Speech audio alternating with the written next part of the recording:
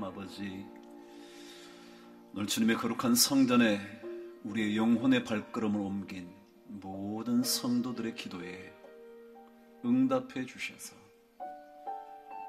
참 감사한 마음으로 우리 모두가 살게 하여 주시옵소서. 아직까지 이루어지지 않은 기도의 제목이라 할지라도 반드시 응답해 주실 줄 믿는 믿음 안에서 우리 모두가 살게 하여 주셔서 감사가 그치지 않을 수 있도록 축복하여 주시옵소서.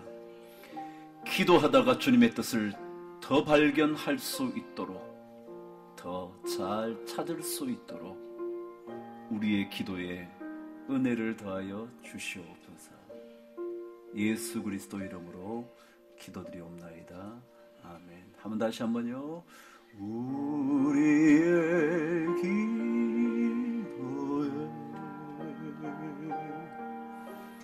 응답해 주시네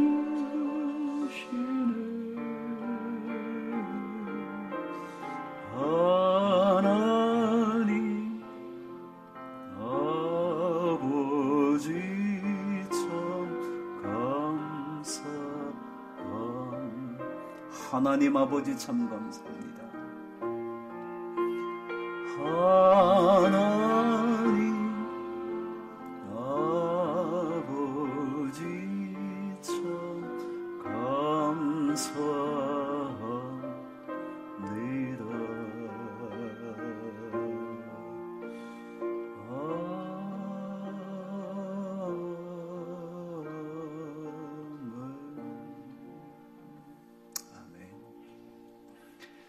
하나님 말씀을 함께 읽도록 하겠습니다. 빌립보서 1장 3절에서 7절까지 하나님의 말씀을 함께 받들어 읽도록 하겠습니다. 빌립보서 1장 3절에서 7절까지 제가 가지고 있는 성경 318면 우리 함께 하나님의 말씀을 읽겠습니다.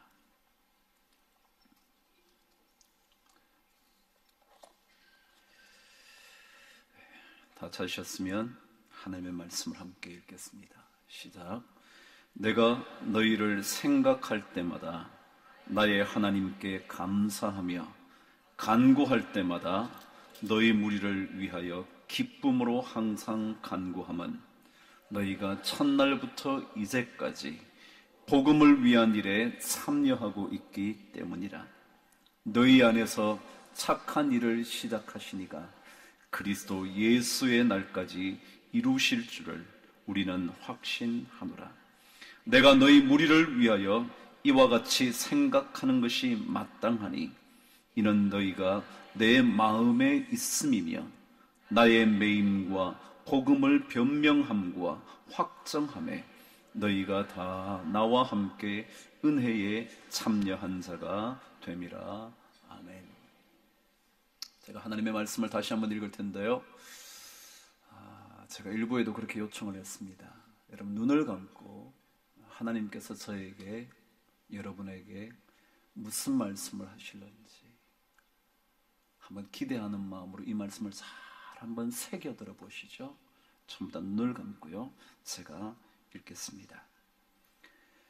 내가 너희를 생각할 때마다 나의 하나님께 감사하며 간구할 때마다 너희 무리를 위하여 기쁨으로 항상 간구함은 너희가 첫날부터 이제까지 복음을 위한 일에 참여하고 있기 때문이라.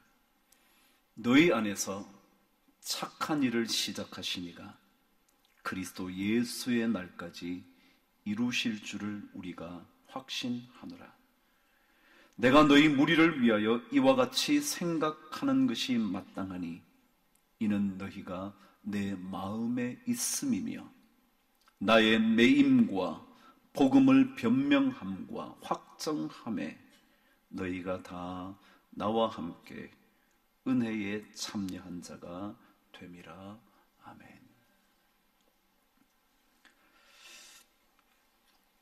여러분 혹시 살아오시면서 수많은 사람을 만나셨을 텐데 그 수많은 사람들 중에 특별히 기억나는 사람이 있으신가요? 살면 살수록 더 많은 사람을 만나게 될 텐데 그 만난 사람 중에 특별히 생각만 해도 가슴이 행복해지고 따뜻한 사람이 있으신가요? 그 사람만 생각해도 행복해지고 가슴이 흐뭇해져 입가에 엷은 미소가 띄는 그런 사람 혹시 있으신가요? 신앙생활로 한번 되돌아가 보실까요?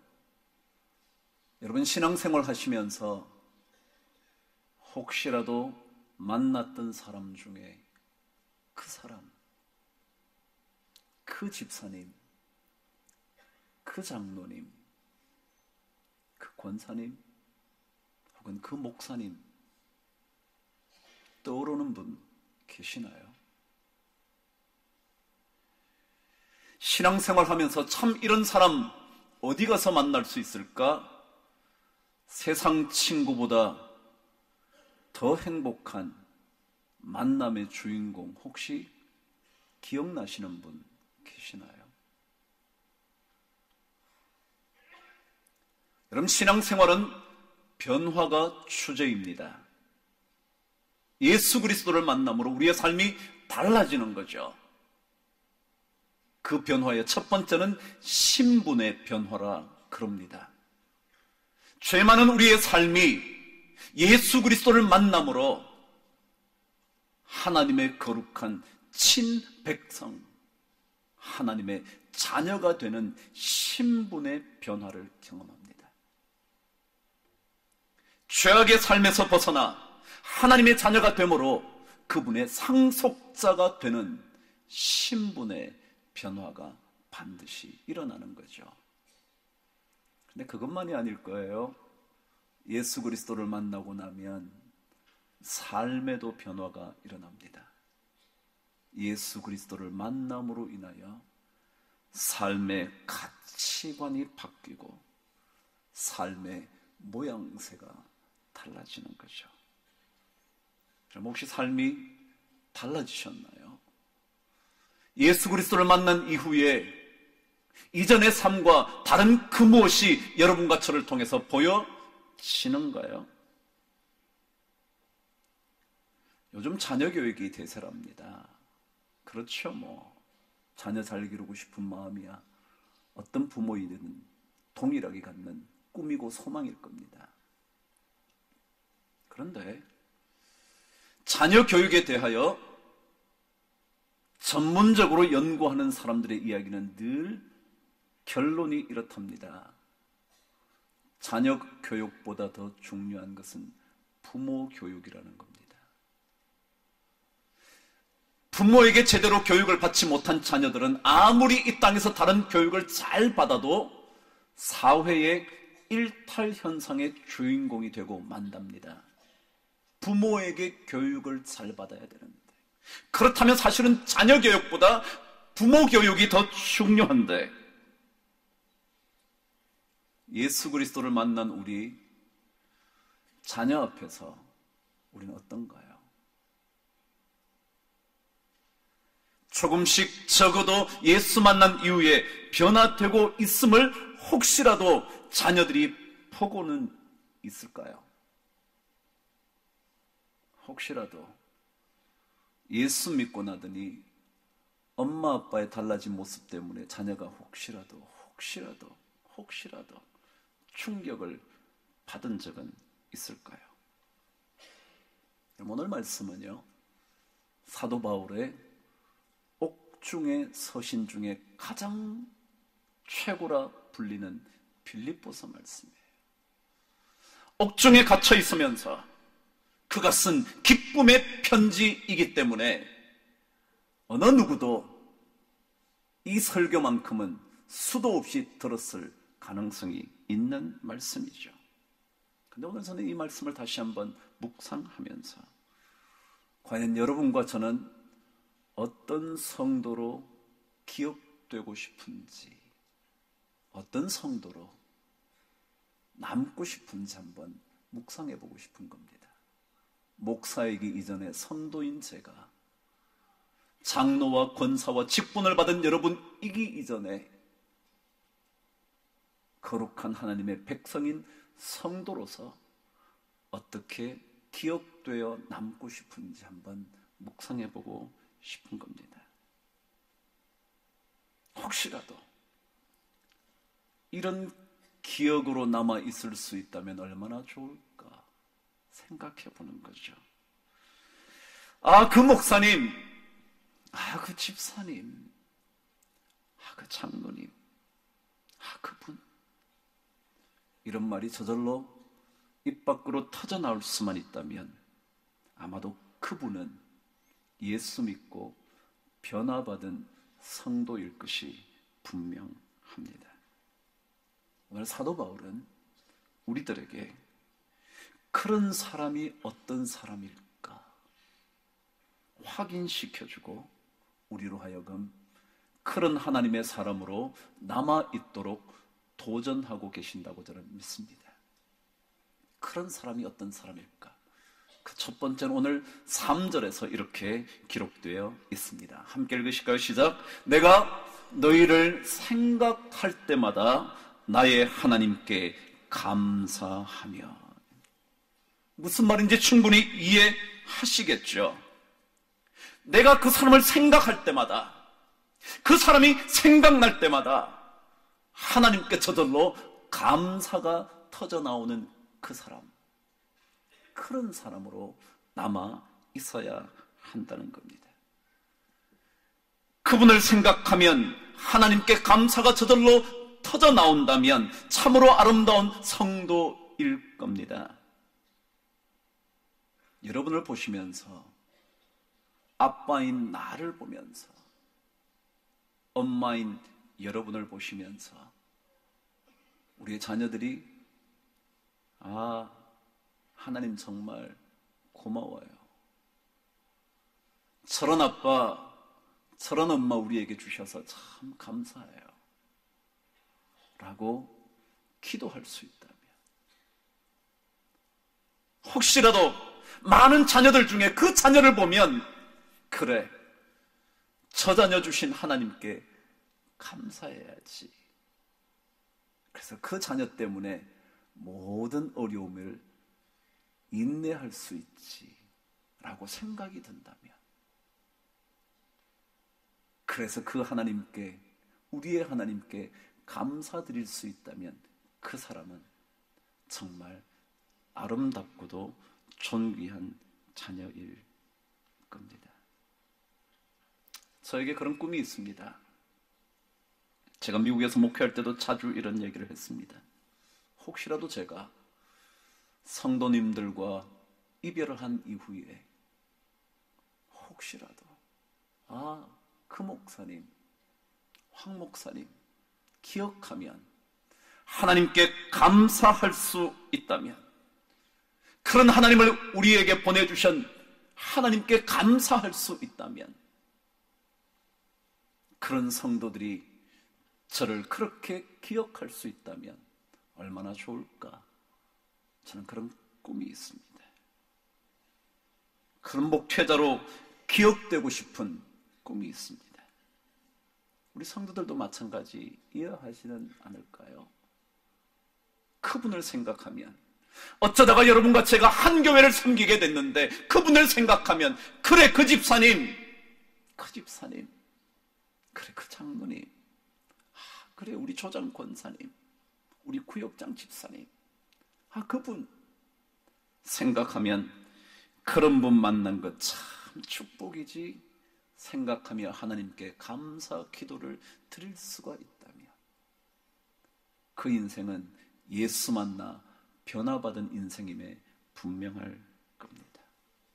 그래요, 우리 모든 성도들이 이런 성도로 남게 되는 축복을 모두가 누리시게 되기를 주의 이름으로 축복합니다. 우리 다 부모로 사는데, 다 우리 자식으로 사는데, 여러 자식 중에 그 자식만 생각하면 하나님께 감사가 나오는, 자식들이 엄마 아빠를 볼 때 우리 엄마 아빠 때문에 내 인생에 행복이 주어진다고 느낄 때 그런 삶 살아가는 그런 축복 다시 한번 모두가 받게 되기를 바랍니다. 자, 그렇다면 하나님께 생각날 때마다 감사가 나오는 그 사람, 어떤 사람일까? 성경은 두 번째 이렇게 기록합니다. 7절을 저와 함께 읽으시죠. 시작. 내가 너희 무리를 위하여 이와 같이 생각하는 것이 마땅하니 이는 너희가 내 마음에 있음이며. 마음에 있다는 거예요. 그래요. 다시 말하면 우리가 어떤 성도로 남아야 되느냐 하면 마음에 새겨두고 싶은 성도로 남아야 한다는 겁니다. 마음에 새겨진다는 말, 마음에 남는다는 말은 결코 떠나보내고 싶지 않다는 뜻일 겁니다. 다른 모든 사람은 떠나도 그 사람만은 떠나지 말아야지. 다른 사람은 교회를 다 포기한다 해도 그 사람만은 교회를 포기할 수 없는 사람으로 남아 있어야지. 떠나보내고 싶지 않은 그런 사람, 그래서 평생 함께하고 싶은 그 사람, 비록 물리적으로는, 시간적으로는, 공간적으로는 떠나 있어도 결코 떠나보낼 수 없다는 말이 마음에 있다는 말이겠죠. 여러분 정말 어떤 평가를 받고 싶으세요? 정말이지 저런 사람과는 더 이상 함께하고 싶지 않다는, 빨리 떠났으면 좋겠다는, 저런 목사와는 다시도 만나고 싶지 않다던 그런 마음을 주는 그런 사람일지, 그런 목회자일지, 아니면 그 사람만은 떠나지 말아야지 가슴에 새겨두고 싶은 사람일지 우리 한번 생각해야 되는 거 아닐까요? 사도 바울은 참 행복한 사람이었던 것 같습니다. 그런 사람들이 있어서 생각할 때마다 하나님께 감사할 수 있는 그런 성도들이 있어서 가슴 속에 담겨진 결코 떠나보낼 수 없는 그런 사람 가지고 있어서 참 행복했을 겁니다. 그럼 옛날에 이런 노래 들어보셨습니까? 세월이 가면이라는 옛날 노래예요. 박인희라는 가수가 불렀는데 사실은 그 가사말은 박인환이라는 시인이 쓴 시였죠. 이런 노래였습니다. 지금 그 사람 이름은 잊었지만 그 눈동자 입술은 내 가슴에 있네.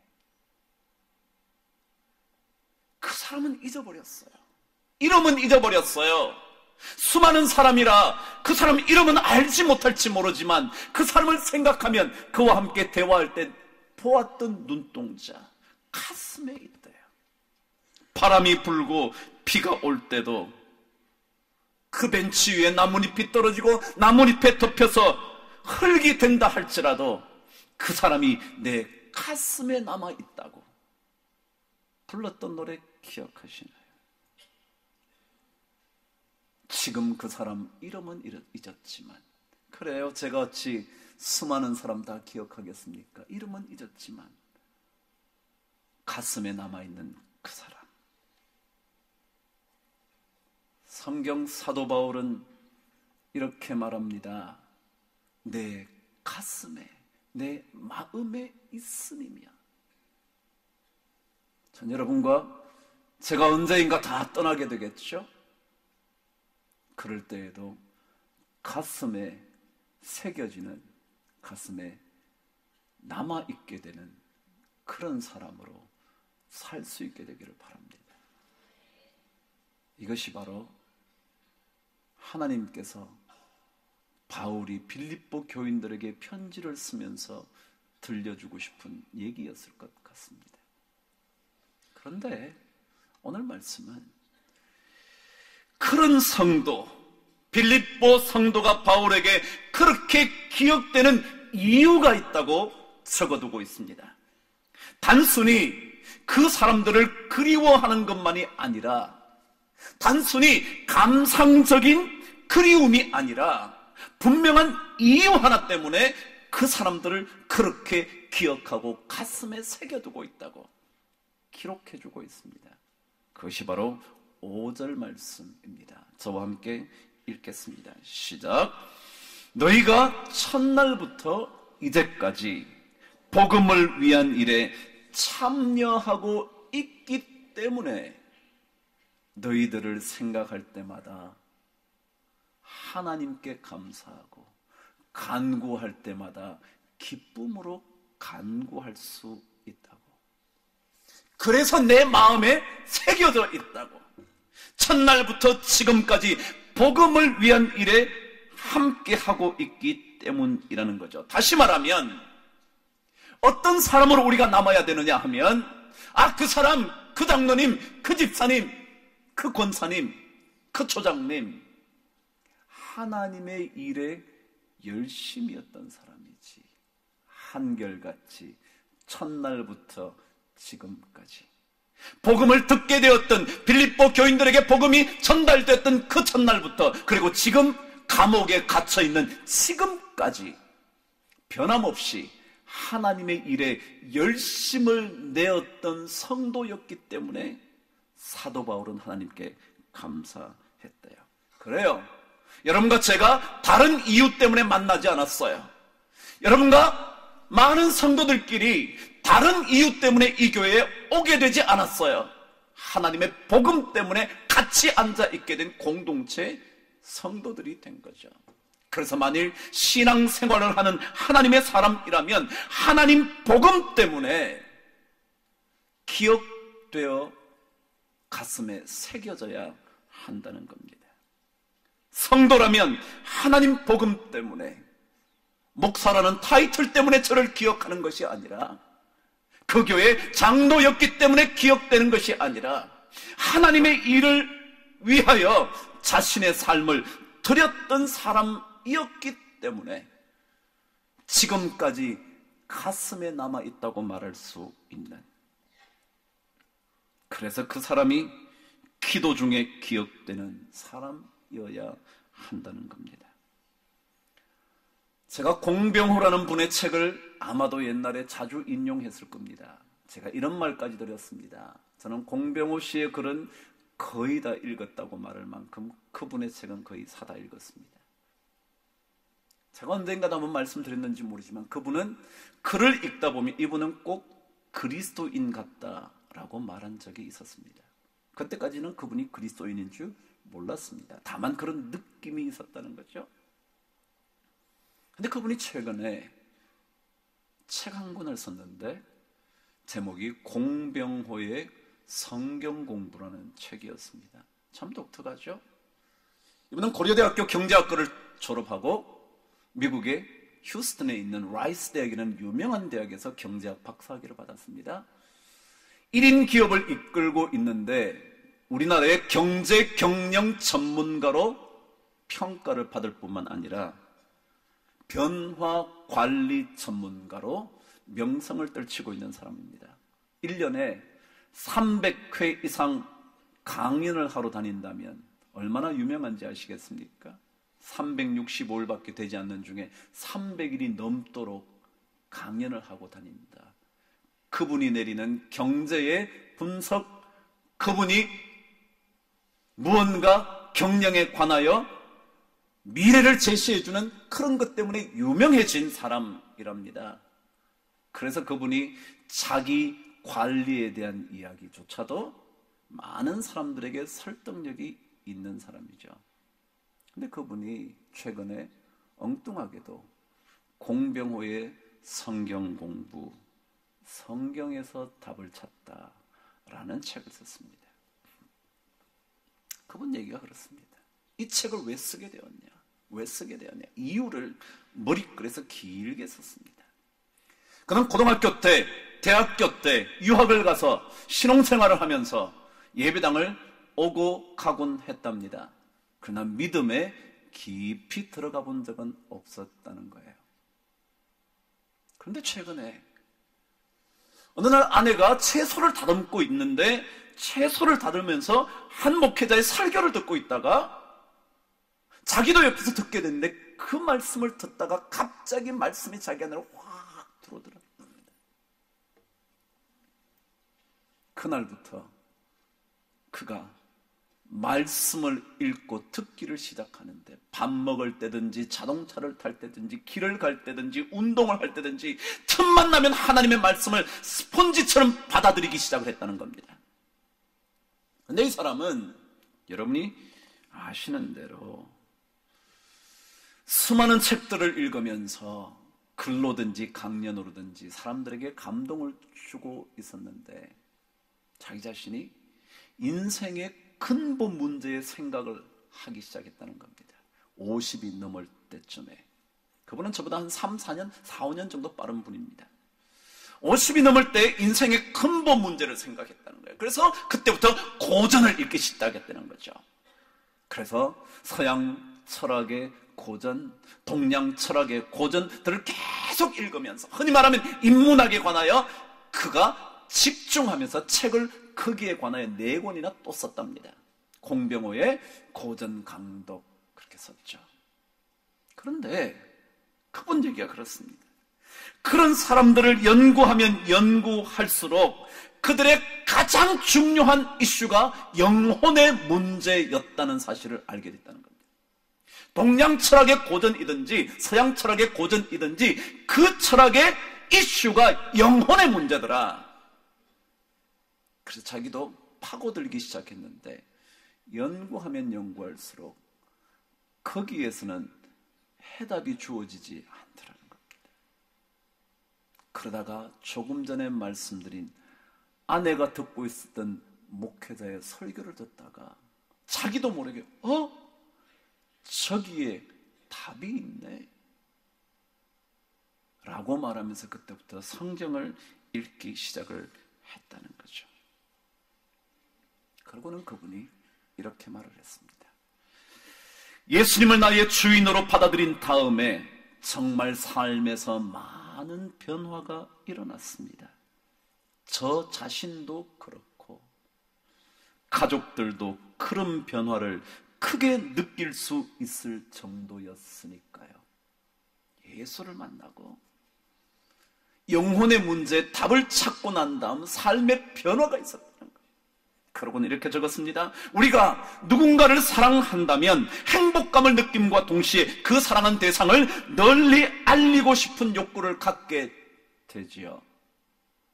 이런 욕구가 저로 하여금 서둘러 성경 공부라는 책 쓰기를 시작하도록 만들었습니다.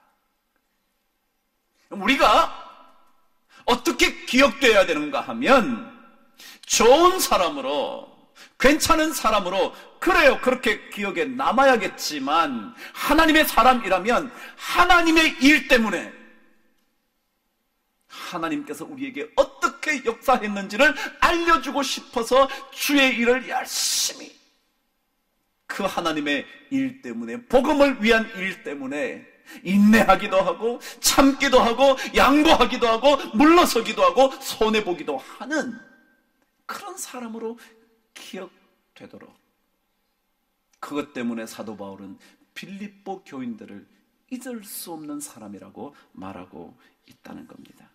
하나님의 일을 위하여, 복음을 위한 일에 모두가 참여한 것 때문에 첫날부터 이제까지 한결같이 그 길을 달려온 것 때문에 그는 빌립보 교인들을 그렇게 가슴에 담고 있었던 거죠. 여러분과 제가 왜 만났나요? 여러분과 제가 무슨 관계가 있었어요? 이역만리에 떨어져 있는 제가 여러분과 무슨 관계가 있어서 제가 강북지역에 왔을까요? 학벌도 다르시고 배경도 다르시고 고향도 다르신 여러분들이 왜 이 자리에 함께 모이셨나요? 우리 모두 다 하나님의 복음을 위한 일에 참여하려고 모은 게 아닌가요? 그것 때문에 모였잖아요. 그래서 그것 때문에 우리가 성질 좀 죽이고요, 내가 좀 불편한 것 인내하고요. 내 가진 것 내어놓기도 하고요. 그런 거 아닐까요? 그래야만 사도 바울이 말한 것처럼 신앙생활하는 사람이라면 하나님의 복음을 위한 일에 처음부터 이제까지 열심을 낸 것 때문에 기억에 남는다고 말하는 그런 성도가 될 것 같습니다. 결론의 말을 하나 전합니다. 이런 사람이 되려면 한 가지, 하나님의 은혜에 대한 올바른 이해 하나가 필요한 것 같다는 생각이 듭니다. 그게 7절에 나타나 있습니다. 이런 모든 것들을 하려면 이제까지 변함없이 복음을 위하여 달려올 수 있으려면 하나님의 은혜에 대한 정확한 개념 파악 하나가 필요하다는 거예요. 저와 함께 다시 한번 7절을 말씀을 읽도록 하겠습니다. 시작. 내가 너희 무리를 위하여 이와 같이 생각하는 것이 마땅하니 이는 너희가 내 마음에 있음이며 나의 매임과 복음을 변명함과 확정함에 너희가 다 나와 함께 은혜에 참여한 자가 됨이라. 그럼 여기에 은혜에 참여한 자가 됐대요. 하나님의 은혜. 여기에 참여했다는 말은 나눈다는 뜻입니다. 영어로 하면 share 한다는 거예요. 하나님의 은혜를 우리가 함께 나눴다는 겁니다. 근데 이 은혜를 뭐라 그랬냐 하면 이렇게 말했어요. 나의 매임과 복음을 변명함과 확정함에 다 나와 함께 이 은혜에 참여한 자가 되었다. 무슨 얘기냐면 여러분, 하나님의 은혜 중에요, 매여 있는 은혜가 있다는 것 알아야 된다는 겁니다. 매여 있는 것, 고통스러운 것, 풀리지 않는 것, 아무리 풀려고 해도 아직까지 매여 있는 것, 그것도 하나님의 은혜지 라고 생각해야 변함없이 하나님의 일을 할 수 있는, 그래서 평생 기억되는 사람으로 남는다는 거예요. 좋은 일만이 아니라 어려운 일에도, 고통스러운 순간에도 이게 다 하나님의 은혜 중에 하나지. 나의 매임도 은혜지. 사도 바울이 매여 있는 그 일에도 함께 은혜인 줄 알고 동참하는 사람들은 그렇잖아요. 어려우면 떠나잖아요. 힘들면 손 놓고 말잖아요. 가정도 그렇잖아요. 힘겨워 못 살겠다고 손 떼버리잖아요. 매여 있고 싶지 않아서, 이런 고통에 더 이상 매여 있고 싶지 않아서. 그런데 성경은 나의 매임에도 너네들이 함께함으로 하나님의 은혜를 나누고 있었다. 그래요. 은혜를 안다는 것은 그런 겁니다. 고통받는 것도 은혜, 매여 있는 것도 은혜, 감옥 같은 생활을 하는 것도 하나님의 은혜인 줄 알아야, 그래야 변함없이 하나님의 일에 힘쓸 수 있고 그것으로 인하여 기억되는 사람일 수 있다는 거예요. 제가 똑같이 금요일날 남기용 목사님한테 전화했죠. 목사님, 은혜에 관한 찬송 좀 이번 주에 불러주세요. 그래서 두 곡을 목사님이 고르셨죠. 은혜. 여러분, 매여 있는 것도 은혜입니다. 부족도 은혜입니다. 고난도 은혜입니다.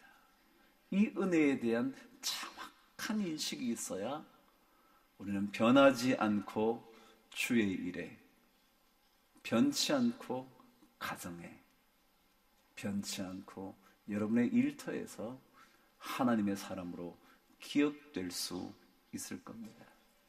우리 모든 성도들에게 이런 은혜를 함께 나눔으로 평생토록 그 사람 생각하면 하나님께 감사할 수 있는 인생 되기를 주의 이름으로 축원합니다.